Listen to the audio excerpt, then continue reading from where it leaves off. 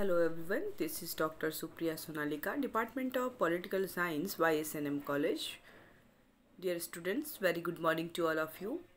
आज का जो हमारा क्लास है वो पीजी सेमेस्टर 2 के स्टूडेंट्स के लिए है।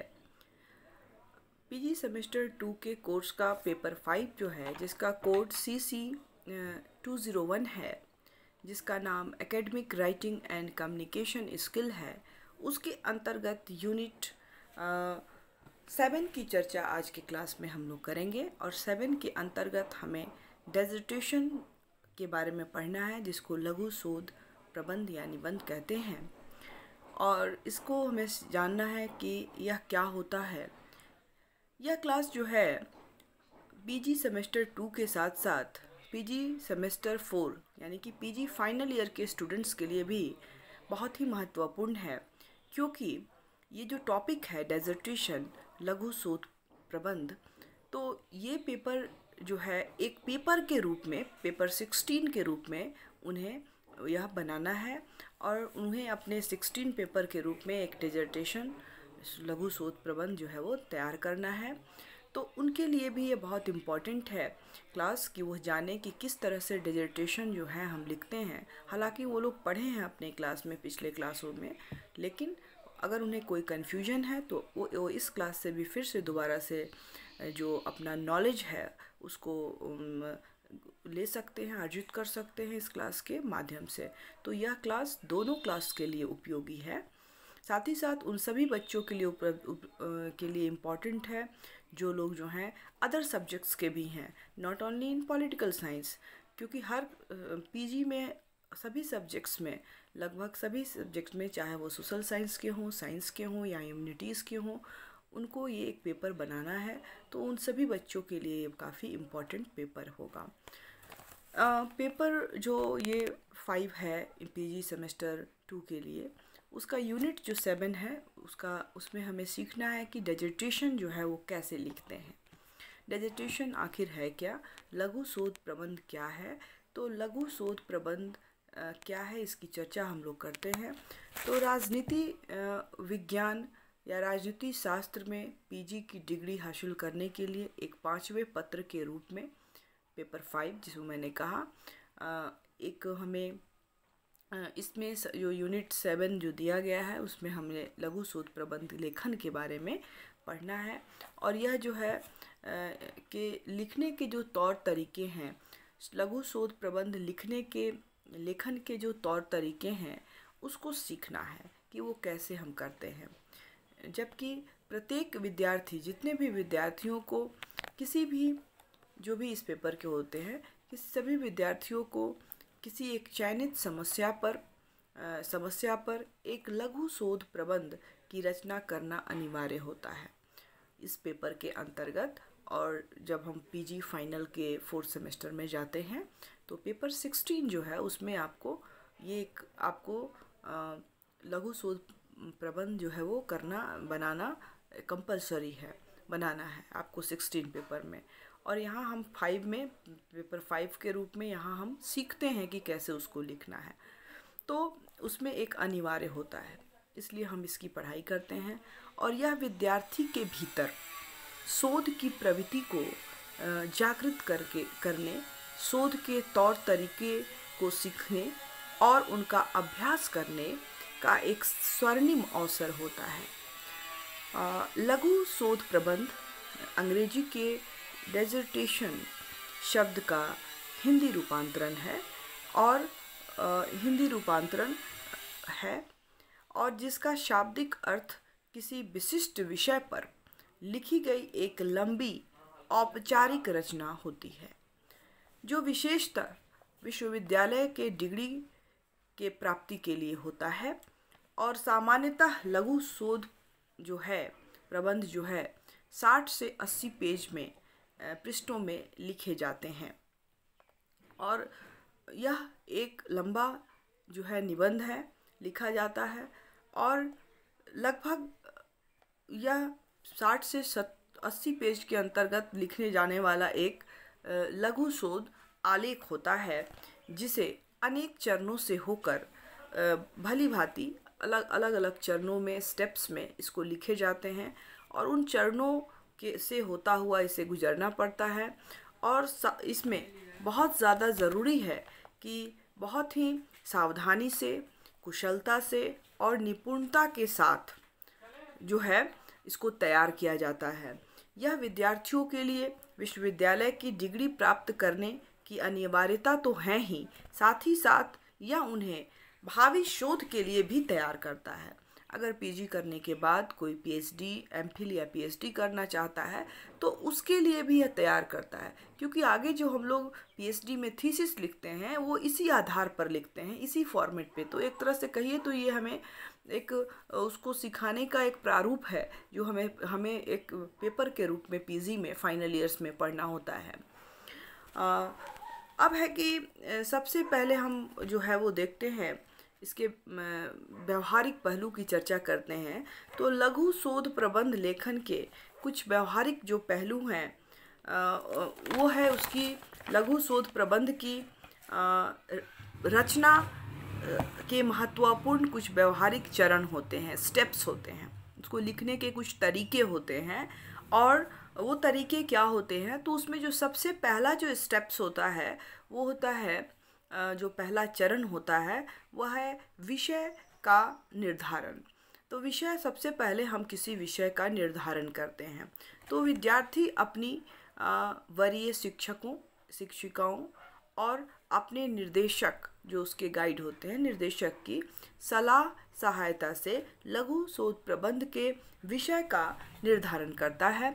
और विषय कुछ भी हो सकता है, जो भी टॉपिक्स आपने पीजी में पढ़े हैं, पीजी के 16वें पेपर के अंतर्गत आपने जो कुछ भी पढ़ा है उसमें से कोई भी टॉपिक जो है आप चुन सकते हैं, अपनी स्वेच्छा से चुन सकते हैं, या अपने जो सीनियर टीचर हैं या आपकी जो शोध निर्देशिका हैं उनके निर्देशन में आप चुन सकते हैं। और ये जैसे कि आप पश्चिमी विचारकों के बारे में करें, या भारतीय राजनीतिक चिंतन के बारे में करें, या अंतर्राष्ट्रीय संबंध के बारे में करें, या आप इंटरनेशनल ऑर्गेनाइजेशन के बारे में करें, या आप इंटरनेशनल रिलेशंस के बारे में करें, पब्लिक एक्ट के बारे में करें, तो कोई भी विषय जो है आप उसमें से चुन सकती हैं या चुन सकते हैं।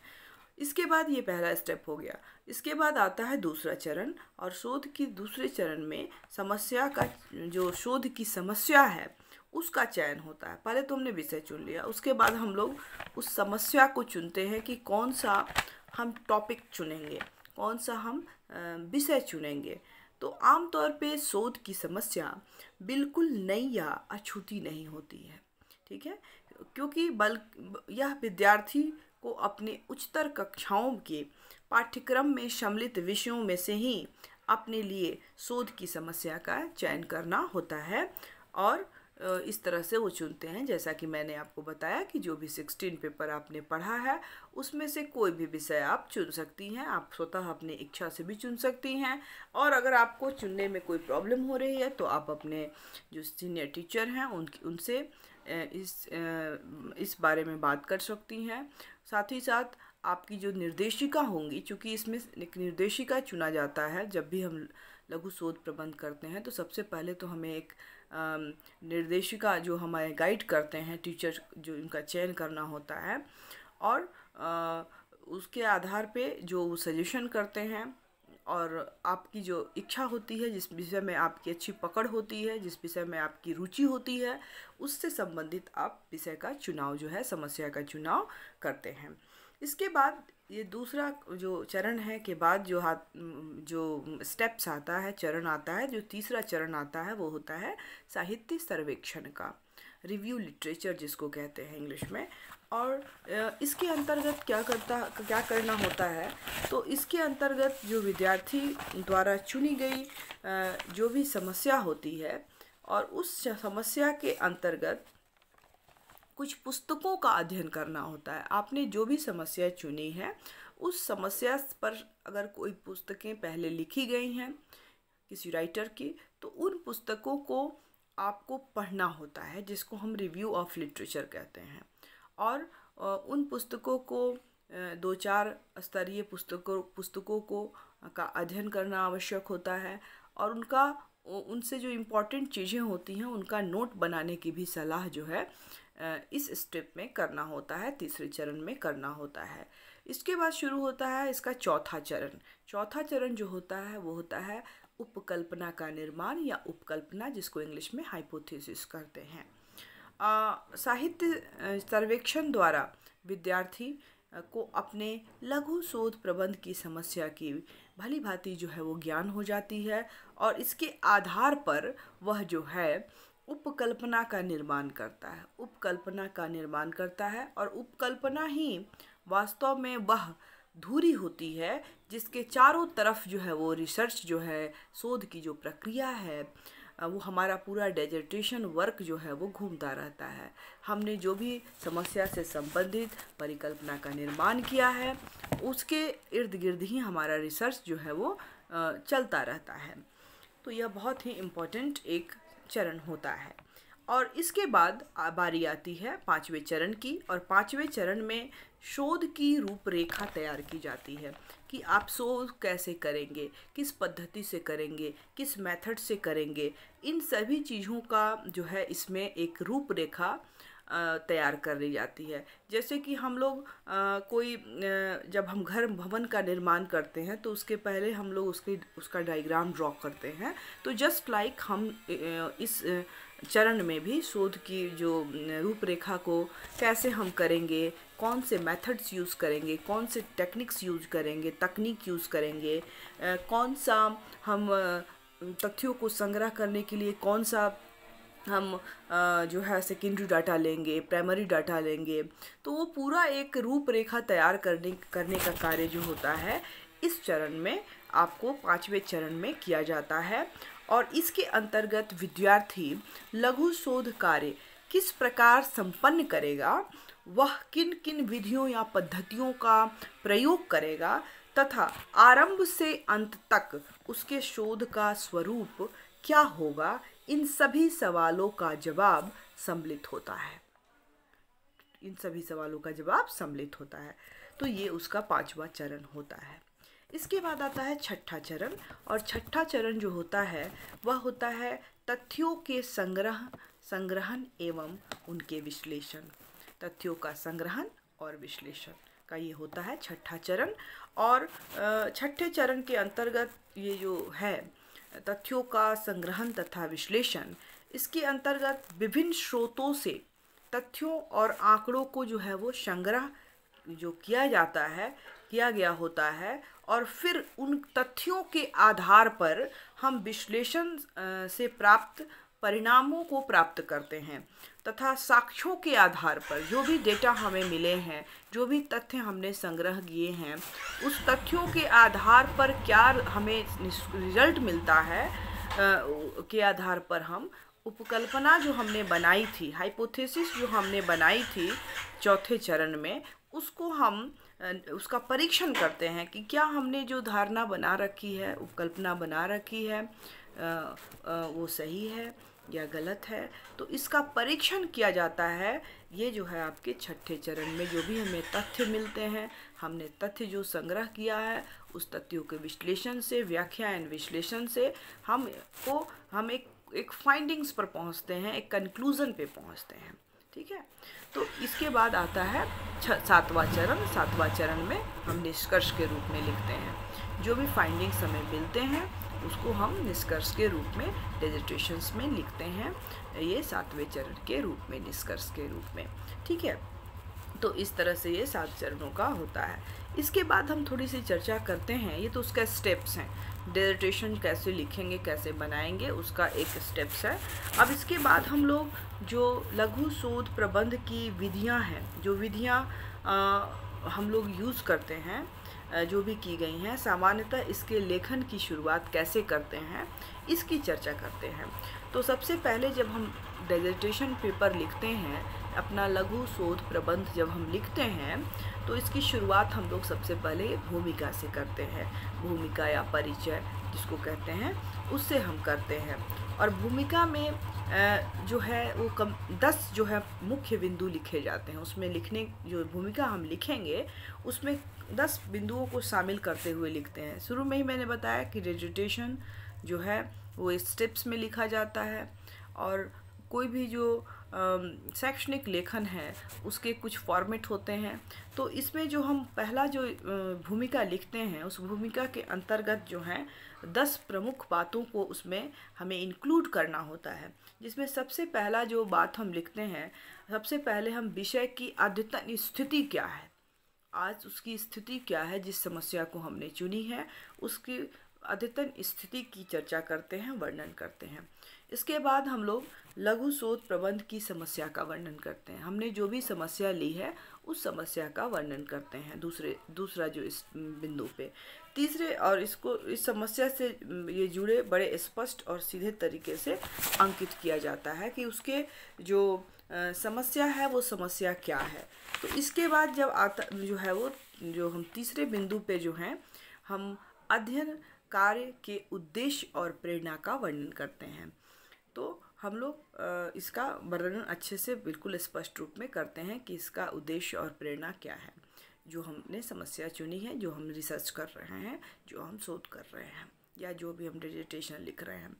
इसके बाद जो चौथा बिंदु जो होता है, 4th पॉइंट पे हम लोग लिखते हैं साहित्य की समीक्षा, जिसकी चर्चा मैंने की, जिससे विद्यार्थियों को उन संदर्भ ग्रंथों और प्रामाणिक जो सामग्री है का वर्णन करता है और उसे अपने इस लघु प्रबंध कार्य में सहायता और मार्गदर्शन प्राप्त हुआ है और शोध कार्य प्रामाणिक बनता है। ये लिखने का उद्देश्य यही होता है कि उससे प्रामाणिकता मिलती है कि इस विषय पर पहले भी काम हुआ है और नहीं भी हुआ है तो क्या काम हो रहा है। तो उन पुस्तकों को पढ़ने से आपके नॉलेज में बढ़ोतरी होती और आप बिल्कुल स्पष्ट ढंग से अपनी समस्या को लिख पाते हैं। और एक तरह से उनकी चर्चा करने से, साहित्य की समीक्षा करने से आपका जो रिसर्च पेपर होता है वो उसको प्रामाणिकता मिलती है। तो इसके बाद जो आता है चौथे पॉइंट में हम लोग लिखते हैं कि विद्यार्थी जो है वो उपकल्पना का वर्णन करता है, जो 1 या 2 शब्दों में आपके उपकल्पना जो होते हैं उसको लिखे जाते हैं, हाइपोथेसिस को लिखे जाते हैं। यह 5वें चरण में होता है। और इसके बाद जो छठा पॉइंट होता है, छठे पॉइंट के अंतर्गत शोध का प्रारूप और शोध की पद्धति क्या होगी इसका अध्ययन हम लोग करते हैं और इसको हम लोग उसमें अंकित करते हैं। और उसके बाद 7वें बिंदु जो होते हैं उसमें तथ्यों के संकलन और उनके स्रोतों का अध्ययन किया जाता है और उसकी विधि का वर्णन किया जाता है कि किस विधि के द्वारा आपने तथ्यों को संकलित किया है, प्राइमरी डाटा के थ्रू, सेकेंडरी डाटा के थ्रू, या आपने कैसे किया है तथ्यों का संग्रहण। इसका जो है उस विधि का वर्णन जो है वो हम लोग करते हैं। और इसके बाद 8वें बिंदु पर हम अध्ययन के महत्व की चर्चा करते हैं कि हमने ये टॉपिक को क्यों चुना है, हम क्यों इस समस्या पर काम करना चाहते हैं, इसकी इम्पोर्टेंस क्या है, इसका महत्व क्या है, इसकी चर्चा करते हैं। इसके बाद आता है 9 पॉइंट, और 9 पॉइंट के अंतर्गत हम लोग अध्यायीकरण, चैप्टराइजेशन जिसको कहते हैं, कितने अध्याय उसमें हम लिखेंगे उनकी चर्चा करते हैं और उनका डिटेल्स देते हैं कि फर्स्ट अध्याय में हमने क्या लिखा, सेकेंड अध्याय मेरा क्या होगा, चौथा अध्याय क्या होगा। और इस तरह से हम लोग जो है 9th पॉइंट पर अध्यायीकरण या चैप्टराइजेशन का वर्णन करते हैं। इसके बाद आता है 10वां पॉइंट, और 10वें पॉइंट जो होता है वो अंतिम बिंदु होता है और इसमें हम लोग संभावित जो अध्ययन बिंदु है उसकी संभावनाओं की पर प्रकाश डालते हैं कि इस अध्ययन के बाद भी इसकी आगे की स्टडीज़ की क्या संभावनाएं हैं, उसका फ्यूचर क्या है, भविष्य क्या है, क्यों इसके में और क्या काम हम कर सकते हैं, उन सब चीज़ों की चर्चा जो है हम इस 10वें बिंदु के अंतर्गत करते हैं। तो इस तरह से हमने देखा कि जो भूमिका है, भूमिका लिखने के बाद ये 10 पॉइंट्स जो थे उसको हम लोग लिखते हैं अपने लघु शोध प्रबंध के अंतर्गत, और इन्हीं टॉपिक्स के नीचे जो चीज़ें बताई जा रही हैं उसको हम लोग उस ढंग से लिखकर अपना पेपर तैयार करते हैं। भूमिका या परिचय के बाद समूचे लघु शोध को, जितना भी ये शोध हम लोग लिखते हैं भूमिका लिखने के बाद, पूरा जो हमारा भूमिका या परिचय, जो भी आप भूमिका भी लिख सकती हैं या परिचय भी आप लिख सकती हैं, उसको हेडिंग दे सकती हैं। तो भूमिका या परिचय लिखने के बाद जो समूचा जो लघु शोध आपका होता है वो सामान्यतः 4 अध्यायों में बांटकर पूरा किया जा सकता है। हार्डली 4 से 5 अध्यायों में बांटकर पूरा किया जा सकता है। और चारों अध्यायों में इस बात का ध्यान रखना है कि औसत रूप में ये बराबर हों, बराबर पेज के हों, बराबर वजन के हों। दैट मीन्स कि ऐसा नहीं कि कोई टॉपिक, कोई चैप्टर जो है हमने बहुत बड़ा लिख दिया। अगर हमें 60 से 80 पेज लिखना है तो ऐसा नहीं कि हमने 60 पेज कोई एक ही चैप्टर लिख दिया और बाकी का 2-3 चैप्टर जो अध्याय हमने बनाया उसमें मैंने 2-2 एक-एक पॉइंट एक-एक पेज में लिख दिया। तो ये नहीं होना चाहिए। ये हमें ध्यान रखना है कि सारे जो चैप्टर्स हैं, सारे जितना भी चैप्टर हमने बनाया है उन चैप्टर को हम एक जैसा लिखें। एक जैसा लिखें मतलब सबको इक्वली वैल्यू देते हुए, किसी को छोटा ना, किसी को ना ही तो बहुत बड़ा लिख दें किसी चैप्टर में और ना ही तो किसी चैप्टर को बहुत छोटा लिख दें। तो इस चीज़ का ध्यान रखना बहुत ज़रूरी है। आरंभिक पृष्ठ में सबसे आरंभ में जो है वो अपने शोध निर्देशक या विभाग के जो भी शिक्षक हैं या शैक्षणिक जो सहयोगी कर्मचारी हैं उनका आभार प्रकट किया जाता है।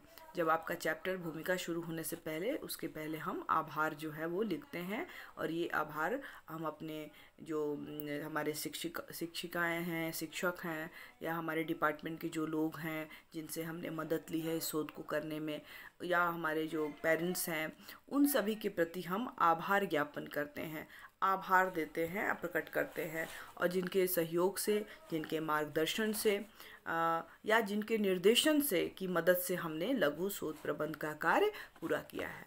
और अध्यायों के अंत में जो है वो संदर्भ लिखा जाता है जो बहुत ही इम्पोर्टेंट है। मैंने आपको जब एकेडमिक रिसर्च का जो पेपर फर्स्ट टॉपिक पढ़ाया था तो उसमें मैंने बताया था कि संदर्भ बहुत ही इम्पोर्टेंट होते हैं। उनको लिखने का भी एक स्टाइल होता है, उस स्टाइल को फॉलो करते हुए आपको उनको लिखना होता है और ये आपको आपके रिसर्च को, आपके शोध को प्रामाणिकता प्रदान करने का एक सर्टिफाई करते हैं, सर्टिफिकेट देते हैं आपको कि आपने जो काम किया है वो सही है, गलत नहीं है। तो इसलिए उसको लिखा जाता है, अंकित किया जाता है। और उसके बाद, उसके साथ ही उसके बाद जो है सबसे अंत में, जो अब हम अपना पूरा रिसर्च कंप्लीट कर लेते हैं तो उसके अंत में जो है एक लघु शोध के जो प्रबंध है उसके अंत में हम संदर्भ ग्रंथ सूची लिखते हैं, जो भी बहुत इम्पोर्टेंट है। हमने आपको अपने क्लास में बताया है या हम लोग जब पढ़ेंगे उस टॉपिक को तो उसमें हम लोग सीखेंगे कि संदर्भ लिखने का क्या स्टाइल है, संदर्भ ग्रंथ सूची क्या होती है, रेफरेंस क्या होती है, बिब्लियोग्राफी क्या होती है, इसको इंग्लिश में कहते हैं संदर्भ ग्रंथ सूची को, क्या डिफरेंसेस है, इसको कौन सा पैटर्न